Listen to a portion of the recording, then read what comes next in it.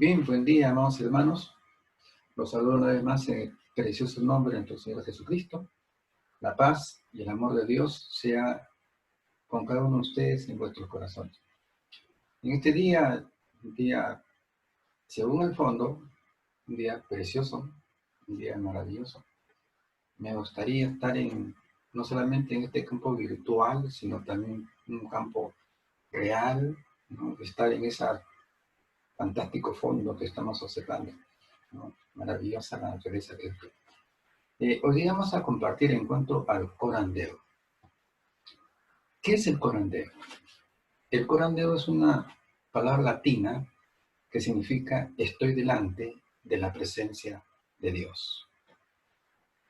Ese corandeo, esa frase fue acuñada de una manera muy eficaz, muy potente, muy potencial en el siglo XVI, en la época de Martín Lutero, que aplica esa frase a sus seguidores, a sus audiencias, ¿no?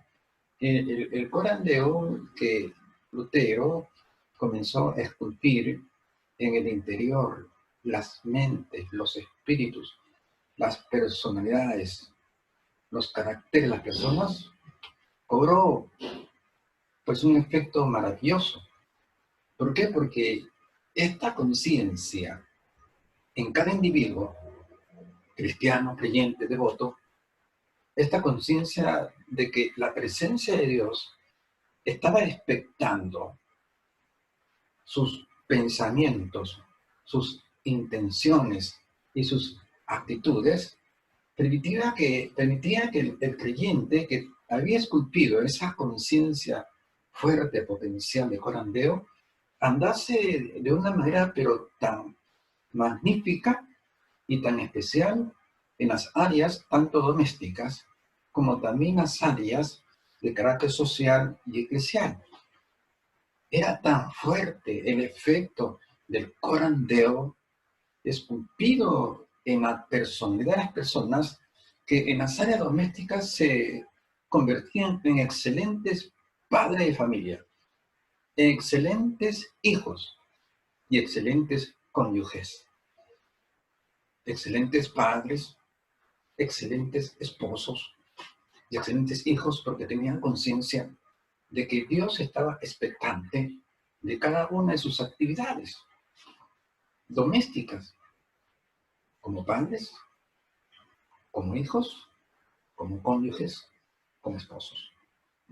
Entonces, esa es la idea del corandeo, que nuestras iglesias y también todo el mundo, todo ser humano, necesita cultivar dentro de sí, esculpir, ¿no? Esa conciencia que da testimonio del Dios expectante de cada una de nuestras actividades, tanto mentales, tanto orales, tanto afectivas, como también su aspecto de voluntad, de praxis, de práctica. Yo creo que si todo el mundo tuviese esa conciencia de corandeo, pues no habría tanto delito. Los índices delictivos bajarían sustancialmente y la iglesia sería una iglesia perfecta. Bueno, vamos a hablar de ese corandeo entonces con unos principios textuales que hoy día vamos a compartir. Y para ello vamos, amados hermanos, a abrir la Biblia en el libro de Génesis, en el capítulo 1, versículo 31. Y leemos la palabra santa y sagrada de Dios en el nombre del Padre, del Hijo y del Espíritu Santo.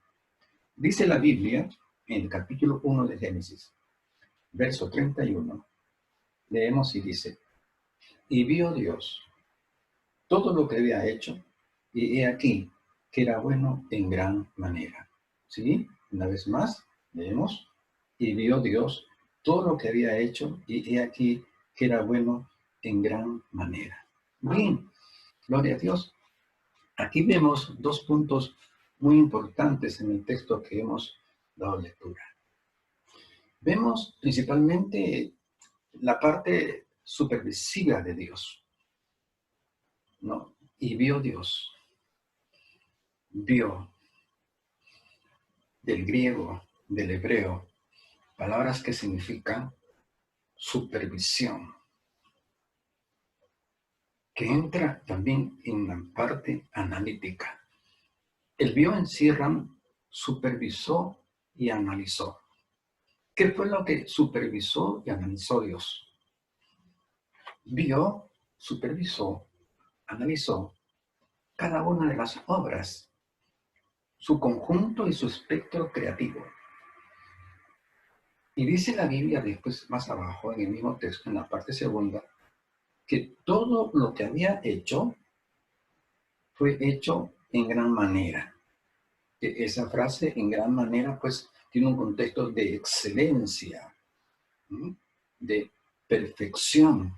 O sea, todas las obras que Dios hizo fueron halladas excelentes y perfectas y potenciales. Entonces, aquí vemos dos principios o dos puntos importantes que deberíamos de considerar. La primera parte del texto, verso 31, dice que vio Dios todo lo que había hecho. O sea, que supervisa y analiza todas sus obras creativas. Pero, ¿qué va a supervisar, analizar a un árbol o a un astro? ¿Mm? A, a un planeta del sistema cósmico. ¿Qué va a analizar a una jirafa o a un león?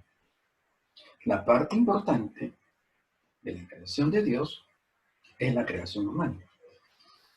Por lo tanto, lo que está analizando, lo que está supervisando Dios, es su obra máxima, el ser humano. Entonces, esto nos dice a nosotros que el Señor está analizando, supervisando nuestras actitudes, tanto domésticas como sociales y también en el aspecto eclesial. Ya habíamos visto o dado un ejemplo de cómo debe ser nuestra actividad en las áreas domésticas, que nos compete como padres, como hijos y como cónyuges, como esposos. Que lo que nos va a ayudar a llevar a la práctica, a la praxis, una conducta ejemplar como padres, como hijos, como esposos, es tener la conciencia de que Dios esté expectante de nuestro desarrollo, nuestra actitud, nuestro comportamiento, nuestra actividad en esa esfera doméstica. Y en cuanto a las esferas y las áreas de carácter social, que tienen que ver con nuestra actividad profesional, nuestra actividad secular, que compete como profesionales, como ingenieros, arquitectos, doctores, técnicos, empleados, obreros, etcétera, ¿no? Donde tiene que haber un desarrollo en la cual el creyente o la persona esté consciente de que Dios está observando y analizando las calidades de nuestro desarrollo en las actividades que son de nuestra competencia, profesionales, técnicas, etcétera. Y Dios tiene que ver estas actividades de una manera excelente, porque vemos ahí en la segunda parte del texto que hemos dado lectura, que todo lo que Dios hizo fue hallado en gran manera. Significa de que Dios está analizando, supervisando nuestra actitud y debe de encontrar nuestras actitudes, tanto domésticas como también sociales y eclesiales, de una manera magnífica. ¿Cómo comportarnos en el área eclesial? ¿Ah? Que Dios tiene que haber una actitud y una conducta excelente, ¿no? Un conjunto de creyentes, de devotos que adoran a Dios en espíritu y en verdad. Un conjunto de creyentes y devotos que están llenos del Santo Espíritu de Dios, llenos de amor, de gozo, de fe, de paz, de paciencia, de templanza, de bondad, de mansedumbre, de benignidad, que son 9 manifestaciones del carácter de Dios en el Santo Espíritu del Señor. Y entonces, ¿qué es lo que Dios está analizando y supervisando? ¿Qué es lo que Dios quiere encontrar en nuestras personalidades, en las áreas domésticas, sociales y eclesiales? Quiere que seamos excelentes en cada una de estas 3 dimensiones. en cada una de estas tres áreas. Eso es lo que Dios nos está diciendo en el texto que hemos dado lectura. Y todo lo que Dios hizo, supervisó, analizó, y aquí que fue hallado bueno en gran manera. Usted y yo somos obras creativas de Dios. Y Dios nos está observando día tras día cuáles son nuestras performances o nuestras actitudes, nuestras acciones y reacciones en estas áreas que ya hemos mencionado. Y tiene Dios, y desea, Él necesita ver excelencia en cada una de estas manifestaciones que deben de darse en las áreas domésticas, sociales y especiales también. Pero, cómo podemos nosotros desarrollar el corandeo? ¿Cómo estar conscientes o desarrollar o evolucionar, esculpir de manera potencial esa certeza, convicción que el Dios de los cielos está expectante a cada una de nuestras actividades? ¿Cómo lo podemos hacer? ¿Cómo lo podemos lograr? Vamos a ver un texto muy importante en la Biblia, en el Salmo 139, en los versículos del 1 hacia el 4. Vamos a ver aquí el libro de Salmos 139, de 1 al 4. Vamos a dar lectura. Dice la palabra del Señor. Oh Dios, tú me has examinado y conocido. Tú has conocido mi sentarme y mi levantarme. Has entendido de lejos mis pensamientos. Has escudriñado mi andar y mi reposo. Y todos mis caminos te son conocidos. Pues aún no está la palabra en mi lengua. Y he aquí, oh Jehová, tú la sabes toda. He aquí, oh Jehová, tú la sabes toda. ¿Esto qué nos está demostrando? Nos está demostrando la omnisciencia de Dios y también su omnipresencia, que Él está en todo lugar. No hay pensamiento que se esconda. No hay persona que físicamente pueda esconderse, huir u ocultarse de Dios. Imposible. Porque no podemos vencer los atributos de omnisciencia y omnipresencia de Dios. Él está presente en todo lugar y Él está conociendo todo de nosotros. Conoce nuestro pasado, conoce nuestro presente y conoce nuestro futuro. Conoce lo que hablamos y conoce lo que vamos a hablar. Conoce lo que pensamos y conoce lo que vamos a pensar. Conoce lo que sentimos y conoce lo que vamos a sentir. Él lo sabe todo. Él lo conoce todo. Entonces, la pregunta era cómo desarrollar, cómo esculpir, cómo potencializar el pensamiento o la idea corandeo. Que usted ya sabe lo que significa corandeo, ¿no? Estoy delante de la presencia de Dios. ¿Cómo se desarrolla este corandeo? Precisamente teniendo certeza y confianza de lo que lo dice la Biblia es verdad. De que Dios conoce todos nuestros pasos que hemos dado, que estamos dando y que vamos a dar. Y los pasos que nosotros debemos de andar en el presente y en el futuro son pasos que agraden a Dios. En esas tres dimensiones que nosotros hemos descrito como las áreas o las dimensiones domésticas, sociales y eclesiales. Cuando tomamos conciencia, fuerte conciencia, y ese corandeo comienza a penetrar en nuestros pensamientos, en nuestros corazones, en nuestro interior, va a dominar en nuestra voluntad. Y vamos a hacer conforme a la conciencia de corandeo que nosotros tengamos en nuestra mente y en nuestros corazones. Si hay un fuerte sentido del corandeo en la mente y el corazón, entonces nuestra actitud va a ser dirigida en el corandeo conociendo de que los pasos, las actitudes, las palabras, intenciones y pensamientos que se van a manifestar en nuestra personalidad son observadas por Dios. Y que Dios tiene que observar positivismo en la manera de pensar, de hablar, de sentir y de actuar. Entonces, se hace importante el desarrollar, el cultivar, el esculpir en nosotros corandeo, porque nos va a permitir andar de una manera que a Dios le place.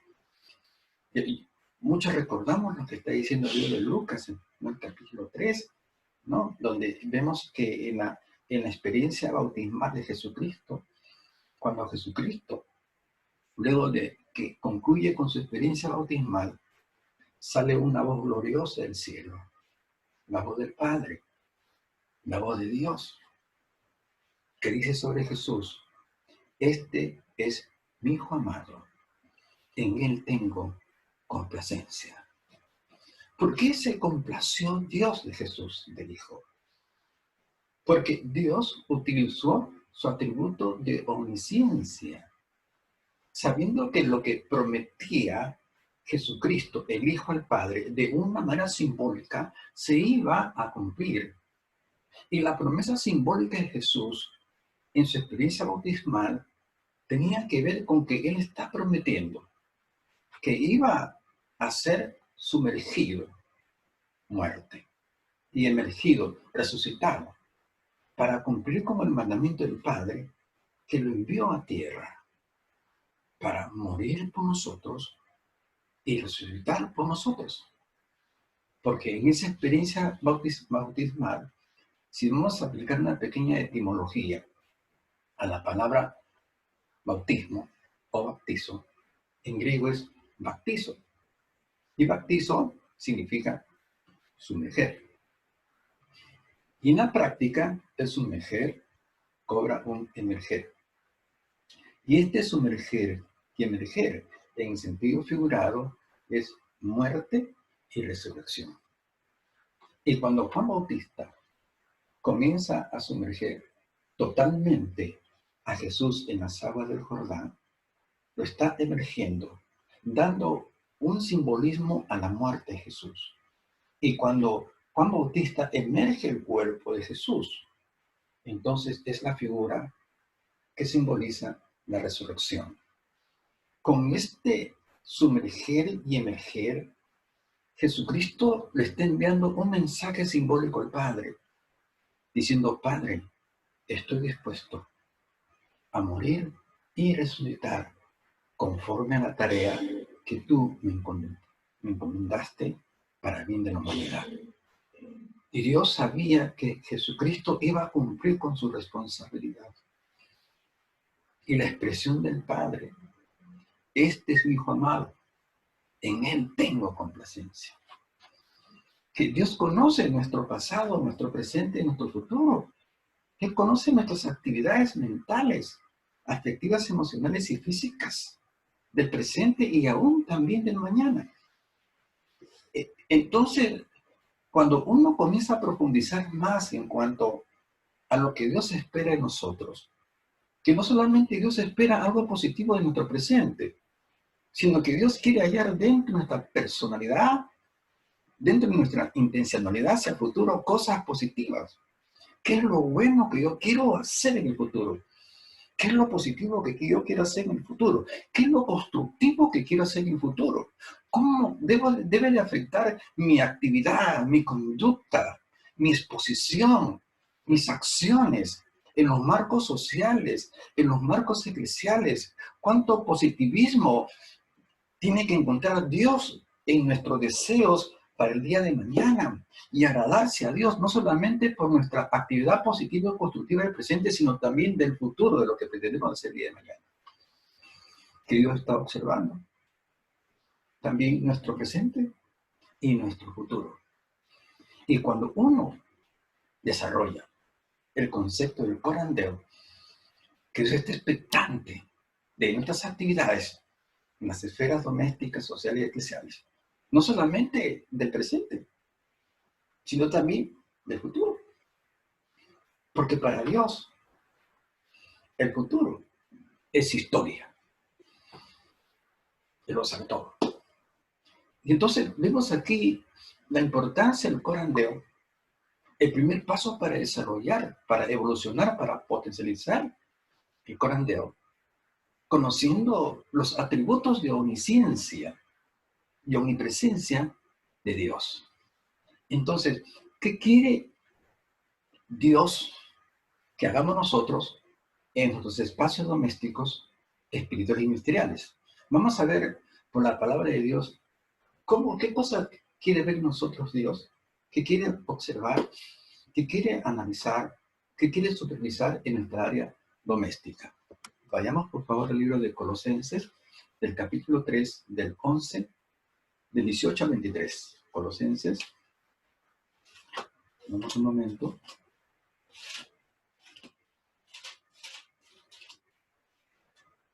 Libro de Colosenses, el capítulo 3. Vamos a observar ahí verso 18 hacia el versículo 23. Dice: casadas, estad sujetas a vuestros maridos, como conviene en el Señor. Maridos, amad a vuestras mujeres y no seáis ajenos con ellos. Hijos, obedeced a vuestros padres en todo, porque esto agrada al Señor. Padres, no exasperéis a nuestros hijos para que no se desalienten. En el versículo 23 dice: y todo lo que hagáis, hacedlo de corazón, como para el Señor y no para los hombres. Aquí vemos la actividad doméstica y vemos competencias de los padres, de las madres, los cónyuges, también de los hijos. ¿Cómo debe ser la actitud del padre, del esposo para con la esposa para con el esposo, del padre para con los hijos y los hijos para con los padres? Vemos la actividad doméstica. Vemos unos contextos de carácter conyugal, de contextos paternal-maternal y de contextos de hijos. Entonces vemos actividades que son competencias de carácter conyugal como esposos, como padres y como hijos. Vamos a ver qué cosa es lo que está supervisando Dios actualmente en nosotros como esposos, en nosotros como hijos y en nosotros como padres. A ver, veamos lo que dice el versículo 18.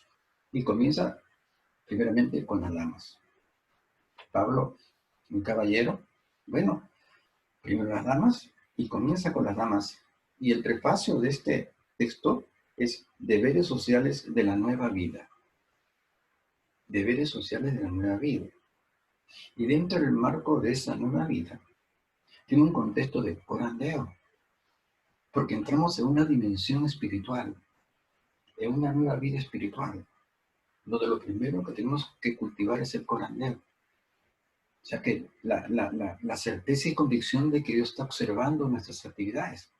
En este caso, cómo Dios está expectando nuestra actitud en la esfera doméstica y qué cosa quiere encontrar en nosotros. Leemos nuevamente 18. Casadas, dice, estad sujetas a vuestros maridos como conviene en el Señor. ¿Qué es lo que Dios quiere ver? Quiere ver una sujeción de la esposa al esposo. La mujer cristiana, la mujer devota, la mujer que cree en Dios. No interesa la perspectiva religioso-espiritual que esté comprometida, sino que crea en el Dios verdadero y en Jesucristo, su único Hijo. Suficiente. Que reconozca el sacrificio, que acepte el sacrificio, que tenga un poco de compunción, se acerque, se entregue el corazón a Dios. Suficiente. Y Dios quiere ver en esta esfera de nueva vida, en el ámbito doméstico, familiar, que la mujer esté sujeta a su esposo como conviene en el Señor. ¿Qué significa esto? Que la sujeción de la esposa a los esposos no es totalitaria, no es inmutable, no es un mandamiento imperativo del hombre, no, de ninguna manera, porque tiene una pequeña cláusula donde dice que las esposas están sujetas a los esposos, pero ojo, dice la Biblia, como conviene en el Señor. O sea, no es una sujeción ciega la que debe de aplicar la esposa hacia el esposo, que debe obedecerle en todo lo que le diga, porque hay ordenanzas que no se sujetan, que no concatenan, que no coordinan, que no concordan con la voluntad perfecta de Dios. Porque si su esposo le dice, oye, Cholita, ¿sabes qué cosa? Si viene Martínez, dile que no estoy. Y si pregunta que si he cobrado, dile que no he cobrado nada. Entonces, esta mujer que tiene corandeo, de ninguna manera se va a sujetar a su esposo, por dos motivos. Uno, porque la ordenanza del esposo no concuerda como lo estipula Dios, es de acuerdo a su voluntad. Porque aquí está diciendo claramente, casadas, sujeta a vuestros maridos como conviene al Señor, y no le conviene que sus hijas sean mentirosos. Segundo punto, que la mujer no puede obedecer semejante e inmoral ordenanza y contraproducente también ordenanza, mandamiento. ¿Por qué? Porque eso va a salir, va a destruir el corandeo que está esculpiendo en su interior. Porque está sabiendo de que Dios está expectante a su actividad como esposa. Y ella como esposa tiene que estar sujeta a su esposo, pero como conviene a Dios. No los intereses carnales del esposo. De ninguna manera. Entonces la mujer no puede estar sujeta a Dios porque la ordenanza que está haciendo su esposo que no conviene a la voluntad de Dios. No conviene a la justicia de Dios. Págale a ese hombre que está esperando con justicia que tú le des lo que trabajó. No conviertas a tu esposa en una mensajera del diablo y mentirosa para creer una mentira a ese hombre que merece el pan y el sustento de sus hijos. No te puedo obedecer, ¿por qué? Porque es una actividad que no conviene a la voluntad sana, perfecta y agradable de Dios. Por lo tanto, tu esposa no está sujeta a ti en esa ordenanza. Segundo, porque tu esposa tiene corandeo.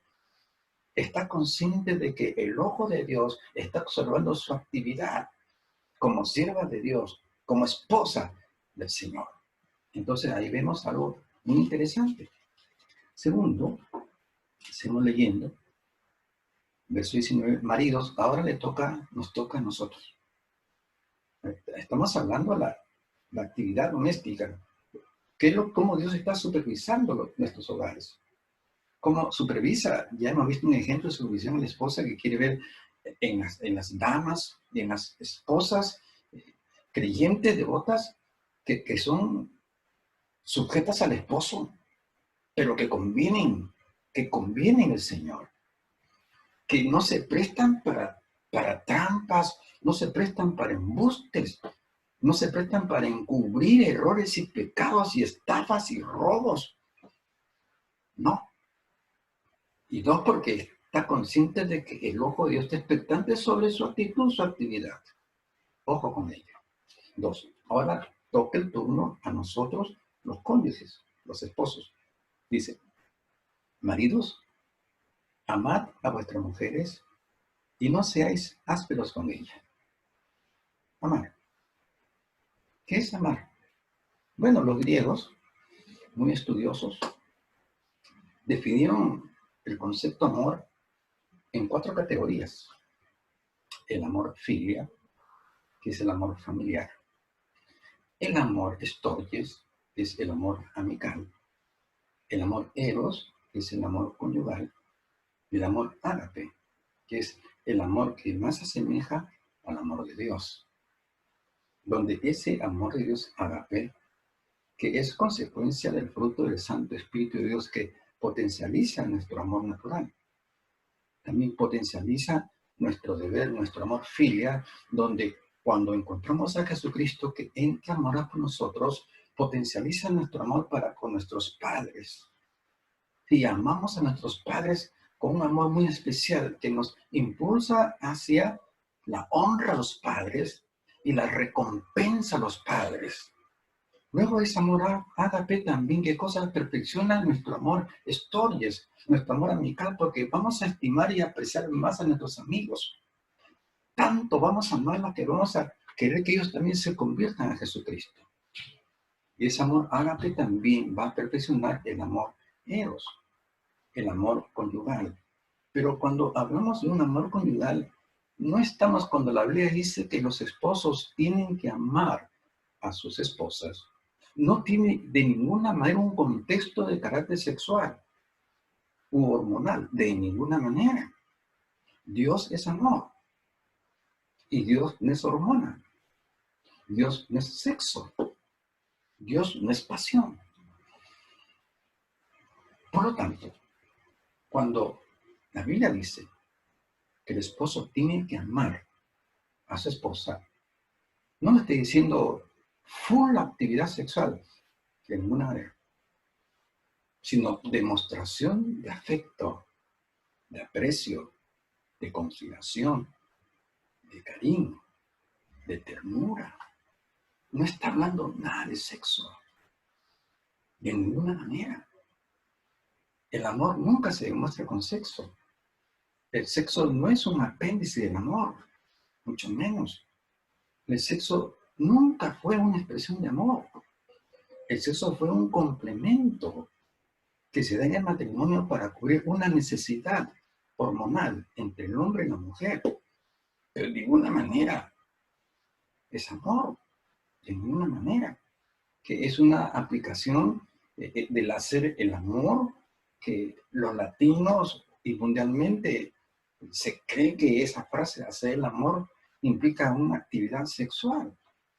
Entonces, si nosotros observamos de que un violador está violando sexualmente a una niñita de 5 años, entonces hay que aplicar el eufemismo ahí en esa sentencia o en esa descripción de ese delito. Entonces, vamos a decir no que la está violando, sino que ese individuo le está haciendo el amor a esa niñita.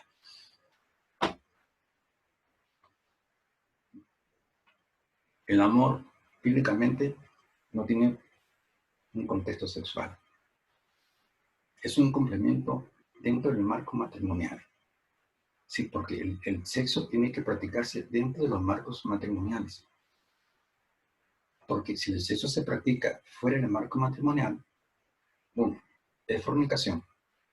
Y si uno de ellos tiene esposo o esposa, entonces se convierte en un adulterio. Entonces, el sexo que Dios aprueba no es un sexo que está dentro del marco de fornicación y adulterio, sino dentro del marco matrimonial. Y el sexo que se aplica ese marco matrimonial tiene que ser según los parámetros de la palabra de Dios. El hecho sin mancilla. Ya, son palabras y términos que en otra oportunidad vamos a dar una pequeña enseñanza o una discusión en cuanto a la actitud sexual dentro del marco matrimonial. Y más adelante estaremos hablando de sus conceptos. Pero bien, estamos hablando ahora de lo que le está diciendo la recomendación de Dios a través del apóstol Pablo, donde dice que nosotros tenemos que amar a nuestras parejas, nuestros esposos. Un ejemplo de cómo demostrar nuestro amor.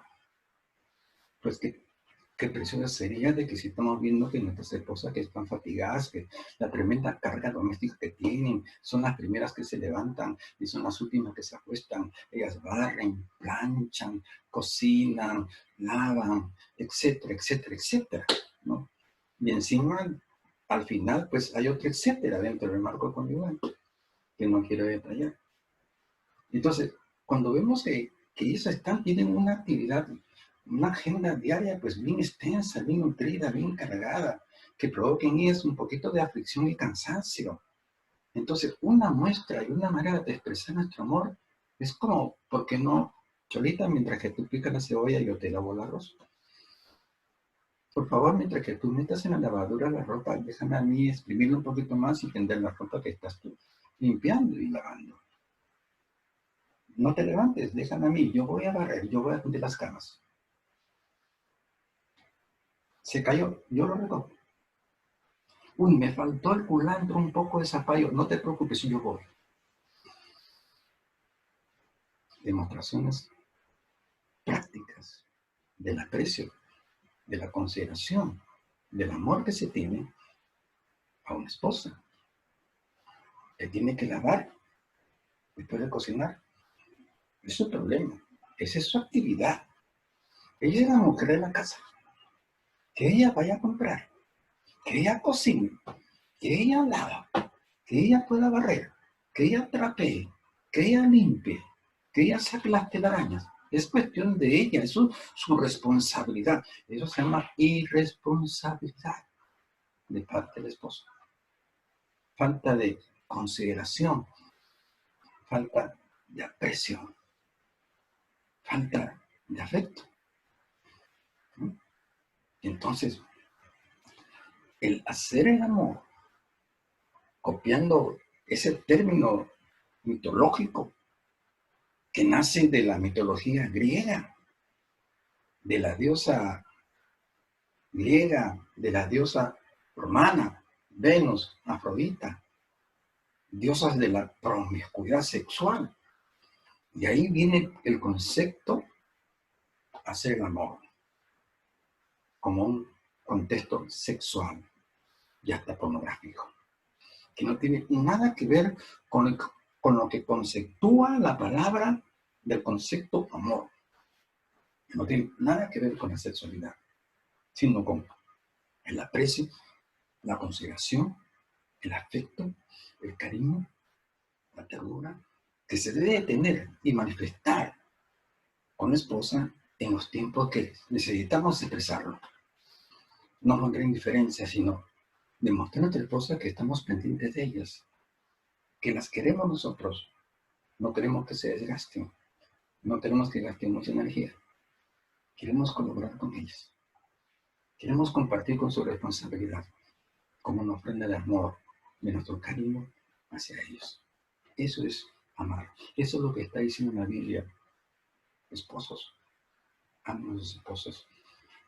Y yo pregunto a usted, amado hermano, ¿hace cuánto que usted no le hace el amor a su esposa?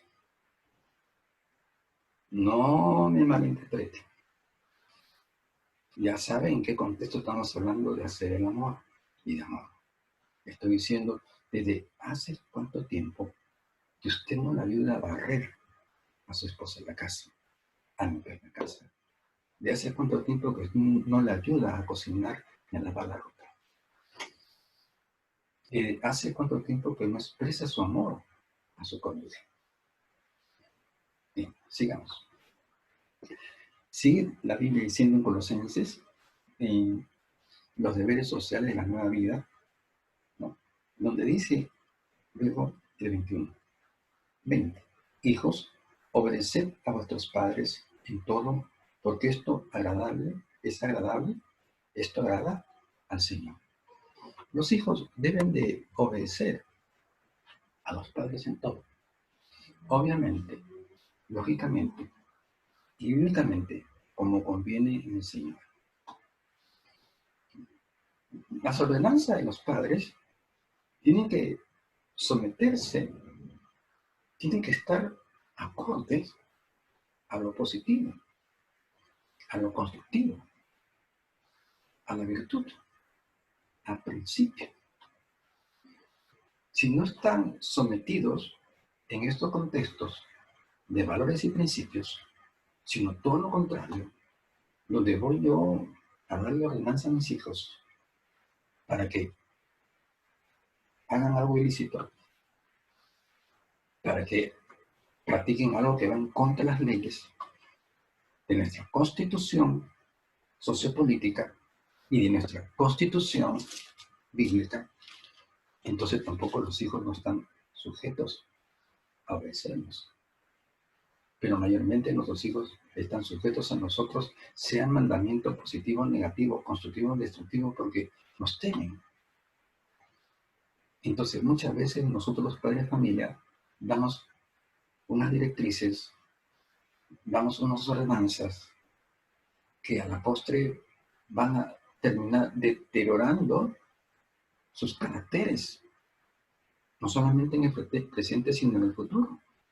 Les enseñamos a mentir, a delinquir y muchas cosas negativas más. Estamos esculpiendo sobre ellos un carácter netamente negativo y destructivo para la sociedad en el futuro. Entonces los hijos tienen que estar sujetos a los padres también como conviene en el Señor. Y los padres de familia tienen que tener cuidado de que Dios esté expectante de cómo estamos tratando con nuestras esposas y con nuestros hijos. ¿Cómo se está desarrollando nuestra conducta como esposos, como padres, para con los hijos? Y cuando nosotros estamos conscientes, hemos esculpido, hemos desarrollado un concepto y una potente conciencia, el corandeo, entonces vamos a eliminar todas esas actitudes negativas y vamos a hacer las cosas constructivas. Y eso trae como consecuencia felicidad. ¿Por qué felicidad? Porque está el legado de Dios, donde Dios también dice, estos son mis hijos amados en nuestra complacencia. Y entonces vemos aquí cómo debe ser la actividad en los marcos domésticos que nos compete como cónyuges, que nos compete como padres, nos compete como hijos. Y todas estas cosas que hagamos nosotros, tienen que hacerlo pensando como que lo estamos haciendo en el nombre de Dios, por Dios y por amor a Dios. ¿Por qué? Porque aquí en el mismo verso de Colosenses dice algo interesante. Vamos al capítulo 3, versículo 23 y dice, y todo lo que hagáis, hacedlo de corazón, como para el Señor y no para los hombres. La presencia de Dios está. Dice, todo lo que hagas en tu casa, toda actividad con tu esposa o con tus hijos, ten presente que está el Señor, como para el Señor. El Dios que tenemos es un Dios omnipresente, ya lo hemos dicho. No solamente es omnisciente, está presente en los hogares. ¿Y qué quiere ver en nosotros? Esa conducta. ¿No? Esa conducta positiva y constructiva. ¿No? Había en nosotros una conducta excelente, una excelente conducta, competente conducta, que agrada y satisface a Dios. Y vio Dios todo lo que había hecho. Y aquí que era bueno en gran manera. O sea que la excelencia de la obra que estamos haciendo nosotros, como obra de Dios, Dios quiere excelencia en nuestras actitudes domésticas, como estamos observando con la palabra de Dios. Pero, ¿qué cosa quiere ver más Dios en nuestras dimensiones, en nuestras esferas de carácter espirituales? Tenemos dos ejemplos muy importantes. El ejemplo en las conductas de David, rey de Israel, y de José, que fue el hijo menor, junto con Benjamín, de la tribu de Jacob. Todos conocemos la historia en David, capítulo 11, verso 5. ¿Sí? En David, en Primera de Samuel, encontramos, en Segunda de Samuel, voy a la Biblia, en el capítulo 11, encontramos algo muy interesante aquí, ¿no? Que nosotros queremos compartir porque tiene mucho que ver también con la ausencia del forandeo. Aquí en Segunda de Samuel, en el capítulo 11, encontramos la historia de David y Betsabé. Dice lo siguiente. Aconteció el año siguiente, en el tiempo en que salen los reyes a la guerra, que David envió a Joab, y con él a sus siervos y a todo Israel, y destruyeron a los amonitas. Y sitiaron a Rabá, pero David se quedó en Jerusalén. Y sucedió un día, al caer la tarde, que se levantó David de su lecho, y se paseaba sobre el terrado de la casa real, y vio desde el terrado a una mujer que se estaba bañando, la cual era muy hermosa. Envió David a preguntar por aquella mujer, y le dijeron, aquella es Betsabé, hija de Eliam, mujer de Urías Eteo. Y envió David mensajeros, y la tomó, y vino a él, y él durmió con ella. Luego ella se purificó de su inmundicia, y se volvió a su casa. Y consiguió a la mujer, y envió a hacerle saber a David, diciendo, estoy encinta. Bueno, aquí vimos la historia de que era un tiempo en que David, el rey, tenía que estar en la guerra. Pero él no fue a la guerra. No fue a la guerra espiritual. Se quedó en casa. viendo televisión, pero viendo una televisión desnudista. No sé cuántos días estuvo observando David esa película de Betsabé en paños menores. No lo dice la Biblia. Pues no creo que sería la primera vez. Bueno, imagino que serían varias veces, pero esta vez fue potencial el cuadro y comienza a mirarla de una manera distinta. La primera mirada de un hombre hacia una mujer, digamos, estéticamente y anatómicamente excesiva sobremanera, pues la primera mirada no es pecado, mirada es rápida. Se puede venir una mujer hermosa, estéticamente hablando, anatómicamente hablando, y se cruza como ser humano, me quedo impactado porque un rostro bellísimo, un cuerpo perfecto, hasta ahí nomás, se cruzó. Pero si yo volteo, la segunda mirada ya es pecado, porque voltearla, yo no le voy a mirar el moñito que lleva en la cabeza, ni la punta del taco de su zapato. Voy a inspeccionar, voy a supervisar otros aspectos corporales que yo no quiero detallar, pero si usted puede comprender. Entonces mi mirada ya se hace, mi segunda mirada ya se hace pecaminosa. Imagínese ahora David, que está concentradote en un nudismo absoluto y total.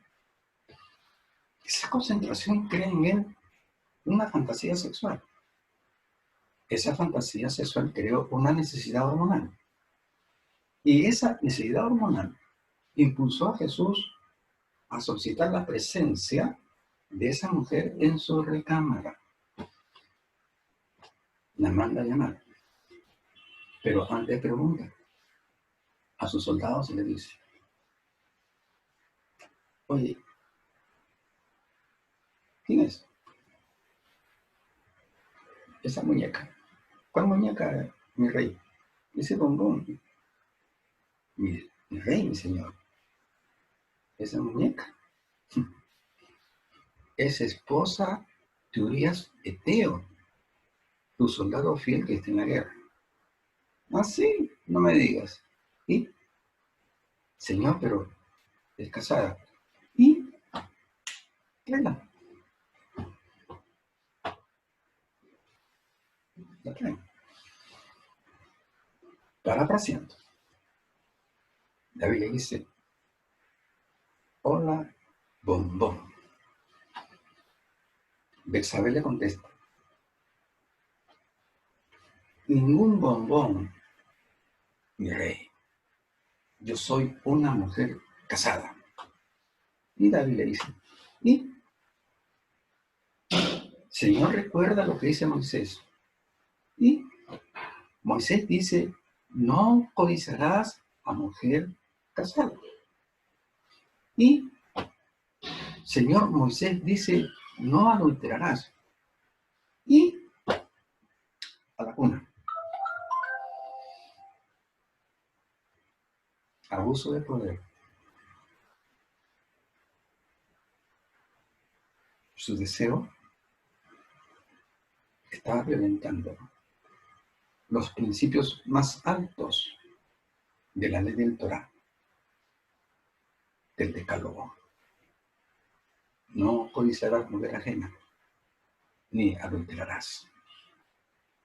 Mas, sin embargo, no le importó, no le importó nada, porque en Betsabé David viola tres mandamientos grandes de la ley mosaica. Uno, no codiciarás mujer ajena. Dos, no adulterarás. Y tres, no matarás. Y David codició a mujer ajena. David adulteró con mujer ajena. Y David mandó matar al marido de la mujer ajena. Su pasión su falta de corandeo lo orilló a pisotear 3 grandes mandamientos de la ley de Dios, de la Torá. David tenía gran conocimiento. David había sido instruido, ¿no?, por sus padres. Deuteronomio capítulo 6, 5, 6, 7 decía que los padres tenían que guardar la palabra recibida en el desierto por medio de los ancianos, ¿no?, en el corazón, y luego al ir a sus tiendas, ¿no?, a sus casas, tenían que transmitirla a sus hijos. Los judíos siguieron esas tradiciones. Por lo tanto, los padres de David habían instruido en la Torá a David. Uno de los requisitos para llegar al reinado era que tenían que tener, ¿qué cosa? El conocimiento de la Torá. Tenían que conocer el libro sagrado. Se les entregaba para que estuviesen las leyes de un rey aparte y las condiciones para asumir una jerarquía de carácter hebreo era el conocimiento total de la Torá. Realmente tenía que tener una aplicación de carácter mnemotécnica, es decir, memorización total de los preceptos más importantes de la Torá. Y David tenía conocimiento perfecto de la Torá, tanto en su interpretación como que se llamaba la tradición oral de la Torá. Era una Torá oral, pero ya interpretada, discutida, explicada y aplicada, como también visual, leída. Tenía amplio conocimiento. Pero ¿de qué cosa le valió el conocimiento de la ley de Dios, de la palabra de Dios, a David, si no tenía corandeo? ¿De qué nos vale el conocimiento de la palabra de Dios si no cultivamos en nuestro interior nuestros pensamientos, nuestros corazones, nuestros espíritus, el corandeo? Es tener plena conciencia de que Dios está examinando, supervisando, analizando cada una de nuestras actitudes, tanto exteriores como interiores, mente y corazón. ¿De qué vale tanto conocimiento? De nada. De ahí que el corandeo se constituye como un complemento importantísimo en el estudio y la práctica de la palabra del Señor. Pero vayamos ahora a la otra cara, la de José. El Génesis 39 nos habla de algo muy interesante que yo quisiera ir con ustedes también a la Biblia en la actitud de José. En el versículo, vamos a abreviar aquí un poquito, dice, versículo 5. Y aconteció que desde cuando le dio el encargo de su casa y de todo lo que tenía, Jehová bendijo la casa del egipcio a causa de José. Y la bendición de Jehová estaba sobre todo lo que tenía en casa, como en el campo. Ahí vamos, verso 7. Aconteció después de esto que la mujer de su amo puso sus ojos en José y dijo, duerme conmigo. Y él no quiso. Y dijo a la mujer de su amo, he aquí que mi señor no se preocupa conmigo de lo que hay en casa, y ha puesto en mi mano todo lo que tiene. Note aquí lo que dice el 7. Aconteció después de esto que la mujer de su amo puso los ojos en José y le dijo, duerme conmigo. El duerme conmigo es un eufemismo. Eufemismo es una palabra de marco retórico que se aplica para suavizar un término que puede herir alguna susceptibilidad, tanto del oyente como del lector. Duerme conmigo implica que vamos a hablarlo en un sentido peyorativo o un sentido coloquial, ¿no? Hagamos sexo, ¿no? Pero eufemismo suaviza el término, duerme conmigo. Esta mujer no se había enamorado de José, se había apasionado, tenía intenciones hormonales. Y entonces, dice la respuesta, dice, él no quiso. ¿Qué habría pensado la mujer de Potifar cuando José rechaza la propuesta sexual de esta mujer. Quizá la mujer de Potifar había pensado de que José era sodomita, tal vez que era homosexual, que se habría imaginado, porque la mujer de Potifar pues era una mujer, pero bueno, peligrosa en el sentido estético y anatómico. Y usted me puede decir, pero ¿por qué si no está la fotografía de la mujer de Potifar en la Biblia? Su fotografía no está allí, pero sí está en la historia. En la historia, la etnografía, que trata con la ciencia, con el estudio de las culturas, las tradiciones, eh, la parte folclórica de los pueblos, las tradiciones, nos enseñan que en esa etnografía egipcia, en el tiempo de los faraones, eran los faraones quienes seleccionaban a las que serían las esposas de sus empleados y de sus ministros y de sus soldados oficiales. Recordemos que a José Faraón le designó a, a la hija de On, sacerdote, de cómo se llama, de Faraón, para José. Y entonces, habían ciertos criterios y características, ciertas rúbricas, requisitos que aplicaban los faraones para que esta mujer esté en condición de casarse con uno de los oficiales del ejército.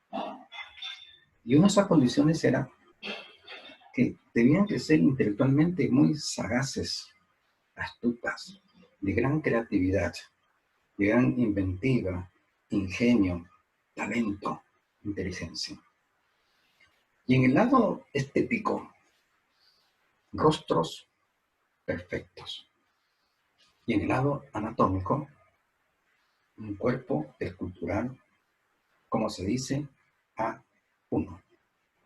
Por lo tanto, la esposa de Potifar, estética y anatómicamente, perdónenme, pero soy bromista, no era una chatarra, era una Barbie. Y encima de ello, un detalle que sí concatena con lo que vamos a explicar, que en esos tiempos Egipto era potencia mundial debido a su economía.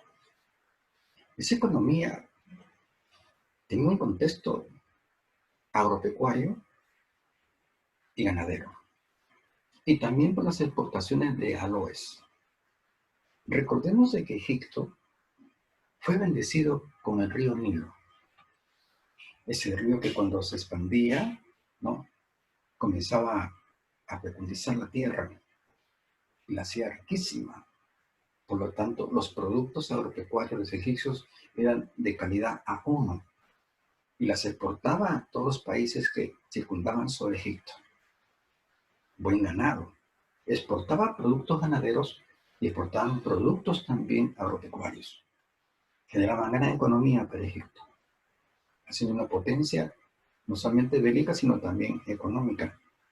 Pero también en esos tiempos ellos fabricaban unos aloes afrodisíacos que eran muy contundentes, muy eficaces, en las cuales, según los estudios de eruditos, según libros de etnografía de Egipto, hablan de que estos perfumes eran exportados por todas las ciudades, todas las naciones que se encontraban sobre Egipto, y especialmente los que tenían prostíbulos y las prostitutas, porque eran unas lociones tan potentes en el sentido afrodisíaco que las prostitutas usaban más que un poquito aquí en la punta de la yema del dedo para perfumar sus alientos, un poquito para ponérselo detrás de la oreja o el cuello, ¿para qué? Para prácticamente desarmar hormonalmente a sus clientes. Era una potente loción afrodisíaca. Veamos ahora, cuando la mujer de Potifar, la Barbie, se acerca a José con ropas transparentes, con esos perfumes poderosos afrodisíacos. Se acerca a José, reiteradas veces. José, uno, no era de fiero. José, dos, descendía de Adán. José, tres, no tenía un cuerpo glorificado. José, cuatro, como usted y como yo, tenía un pecado de muerte, como dijo el apóstol Pablo. Bien. Por lo tanto, hubo reacciones hormonales, físicas, naturales en José como hombre. Sí, señor. Hubo reacciones naturales. Pero había una fuerza mayor que destruiría ese deseo carnal y hormonal. ¿Cuál sería? Vamos a ver la Biblia. Dice en el versículo, estamos en el capítulo 39 de Génesis, dice en el versículo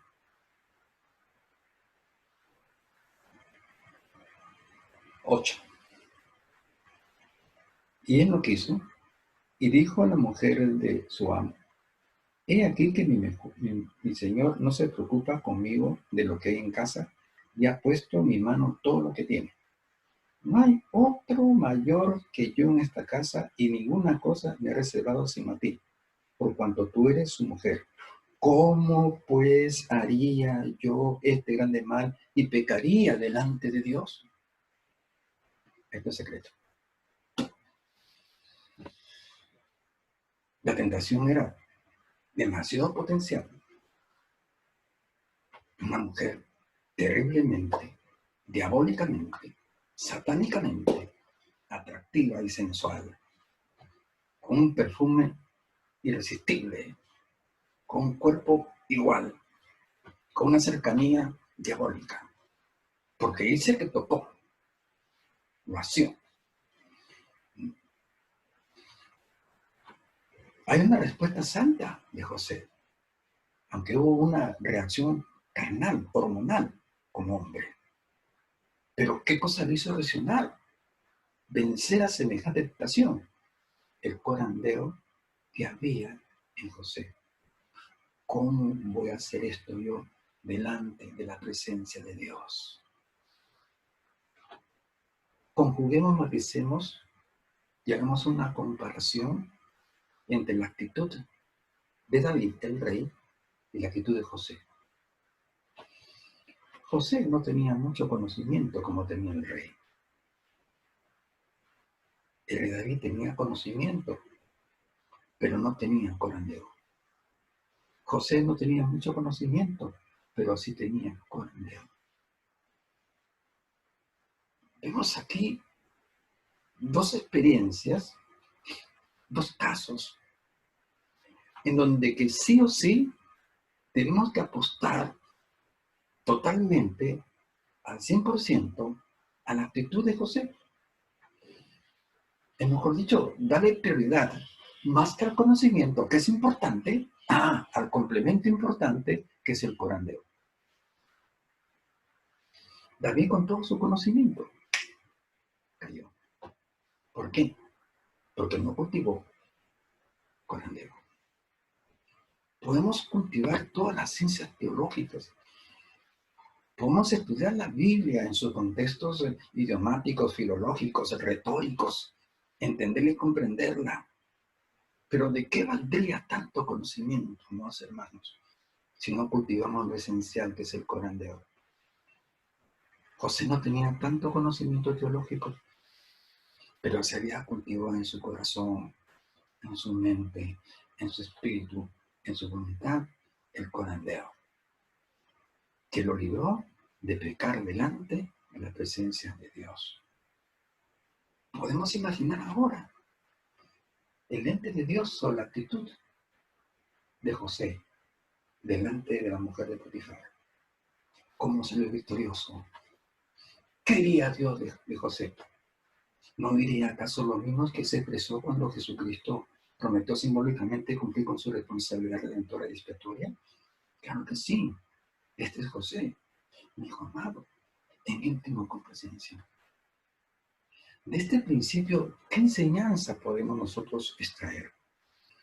De que Dios se agrada cuando hacemos las cosas que a Él agradan.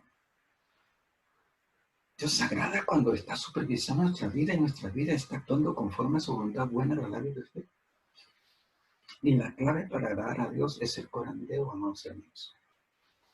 Bien, entonces estamos viendo aquí cuál debe ser nuestra actitud y qué es lo que está expectando Dios en cuanto a nuestra vida espiritual. Pero ahora, ¿qué es lo que Dios quiere expectar en nuestra vida ministerial? Hay un ejemplo muy bonito en el libro de Mateo capítulo 28, 19 y 20. Vamos a leer. Con esto concluimos en esta primera parte. A ver,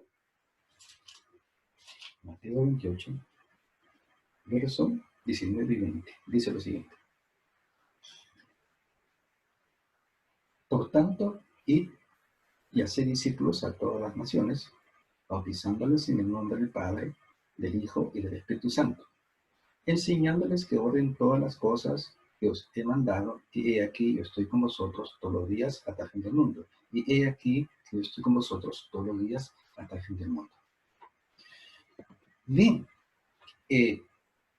vemos ahí en el versículo 19 de que Jesucristo está dando órdenes a la iglesia, ¿no? Le da 3 responsabilidades. Discipulen, bauticen, enseñen. Discipular, bautizar, enseñar. Remata y dice, y yo estaré con vosotros hasta el fin del mundo. Preguntamos, en esta frase, donde Dios dice, y yo estaré con vosotros hasta el fin del mundo, ¿es una promesa?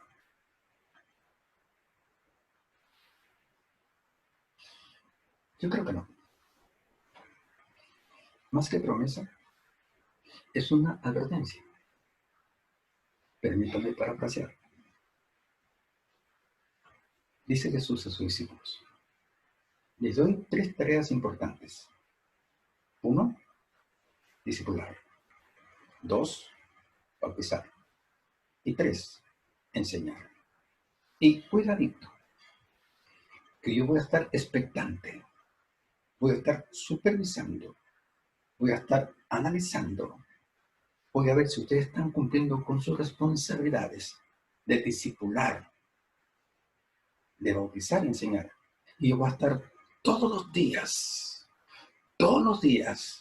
observando si están cumpliendo con sus responsabilidades. La supervisión de Dios en el área ministerial. Preguntamos, Dios está observando en nosotros, los que servimos a Dios, de una u otra manera, que estamos haciendo un servicio excelente en esas competencias, en esas responsabilidades que nos han asignado nuestras jefaturas eclesiales. ¿Qué calidad de servicio estamos haciendo para Dios? ¿Cómo lo estamos haciendo? ¿Con qué lo estamos haciendo? Etcétera. Dios está analizando y supervisando cada detalle de nuestro ministerio. Y cuando un creyente, cuando un ministro tiene conciencia del corandeo, que sabe que Dios está expectante, no solamente de su actividad doméstica y social, sino también su actividad ministerial, entonces cuando uno dice, bueno, Dios está que mira mi trabajo, pues tengo que esforzarme porque el ente de Dios está sobre mí. Y voy a trabajar para Dios y tengo que hacer de la manera más excelente que pueda. Y el corandeo nos ayuda, no solamente a llevar una vida recta, llena de principios, de valores y virtudes, sino también de un trabajo, de un servicio, tanto secular, social, como ministerial y eclesial, excelente. Porque la idea desde un principio es esta, de que Dios examina, supervisa todas las cosas que hace y tiene que hallarlas buenas en gran manera. Nos preguntamos para terminar, Dios está observando que mi actividad doméstica, como esposo, como padre, como hijo, es excelentemente buena, en gran manera. Mis actividades profesionales en la sociedad, en el mundo secular, son excelentes, son buenas sobremanera. Mi actividad eclesial como ministro, como expositor, como mujer, como diácono, como ecónomo, tesorero, director de evangelismo, director de tal o de cual responsabilidad, ¿es excelente y es de gran manera? Es una buena pregunta. Yo creo que lo que nos va a ayudar a desarrollar una actividad que sea complaciente para Dios es cultivando el corondeo y tener férrea conciencia de que el ojo de Dios está expectando cada una de nuestras actividades en las áreas domésticas, sociales y eclesiales. Vamos, hermanos, que esta pequeña meditación de la palabra nos haga meditar muy seriamente y muy profundamente en cuanto a la necesidad de esculpir corandeo en nuestras vidas. Yo creo que si lo hacemos, nuestra vida secular, nuestra vida doméstica, nuestra vida eclesial va a mejorar sustantivamente hasta provocar en Dios, estos son mis hijos amados, en ellos tengo complacencia. Que Dios le bendiga y será hasta una próxima oportunidad. Se despide su hermano Abraham. Dios le guarde, le bendiga de veras. Gracias.